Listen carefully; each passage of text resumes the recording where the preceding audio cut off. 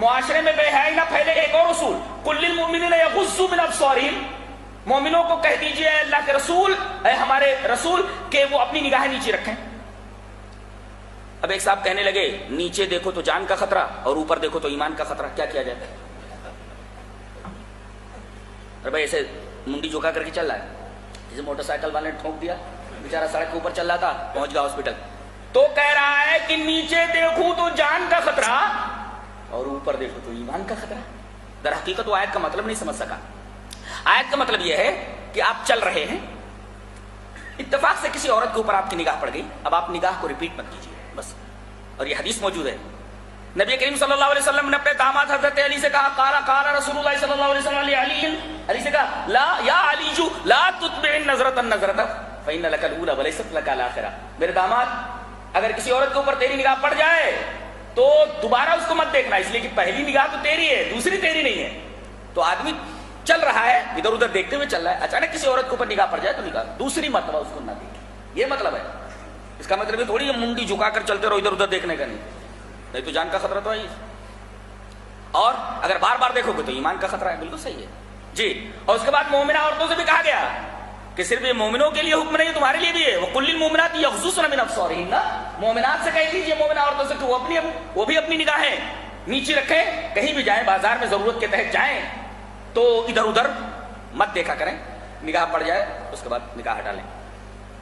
اس کے بعد کن کن لوگوں سے پردہ ہے، کن کن لوگوں سے پردہ نہیں، وہ بتایا گیا۔ محرمات کون ہیں، محرم کون ہے اور غیر محرم کون ہے، جیسے باپ، بیٹا، بھانجا وغیرہ وغیرہ سے بتایا۔ ایک ہے ستر، ایک ہے حجاب۔ ستر جو ہے، ستر یہ محرم کے سامنے بھی نہیں کھول سکتے آپ، لڑکی اپنا ستر باپ کے سامنے، ماں کے سامنے بھی نہیں کھول سکتی، یہ ستر ہے۔ اور حجاب، حجاب جو غیر محرموں کے سامنے جو چیز نہ کھولی جائے وہ حجاب ہے۔ حجاب کس کو بولتے ہیں؟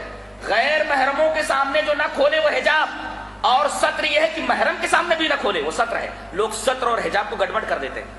اور یہ کہا گیا عورتوں کو اللہ نے کتنا تقدس برتا ہے، کہتے ہیں کہ اسلام میں عورتوں کو قیدی بنا کر کے رکھا گیا ہے، قیدی نہیں، در حقیقت قیدی نہیں، ان کی قیمت بتائی گئی ہے کہ ان کی قیمت کیا ہے، ان کی قیمت کیا ہے۔ اللہ تعالیٰ نے ان کو ہی نہیں بلکہ ان کے پازیب کی جھنکار کو اللہ تعالیٰ نے تقدس عطا فرمایا، وَلَا يَضْرِبْنَ بِأَرْجُلِهِنَّ لِيُعْلَمَ مَا يُخْفِينَ مِن زِينَتِهِنَّ، یہ اپنے پیر کو زمین پر مار کر نہ چلے کہ ان کے پازیب کی جھنکار دوسروں کے کانوں میں پڑے۔ اللہ تبارک و تعالیٰ نے ان کے پازیب کی آواز کو تقدس عطا فرمایا۔ یہ ہے عورتوں کا مقام۔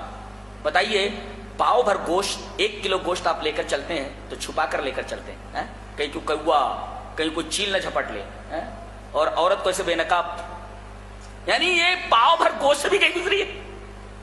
یعنی گوشت اگر لے کر چلتے تو چھپا کر لے کر چلتے ہیں، اور عورت کو کھلے عام چھوڑ دیتے ہیں بے پردہ، گوشت کو پردے میں اور عورت کو بے پردگی کے ساتھ۔ گویا عورت کی قیمت 1 کلو گوشت بھی نہیں ہے۔ عربوں کے ہاتھ دیکھیے، خدا کی قسم اگر صحیح قدر و قیمت جاننی ہے عورتوں کی تو عربوں کے ہاتھ دیکھ لیجیے کہ کس طریقے سے رکھتے ہیں، ڈائمنڈ، سونے چاندی سے بھی زیادہ قیمتی سمجھتے ہیں، اس طرح رکھتے ہیں۔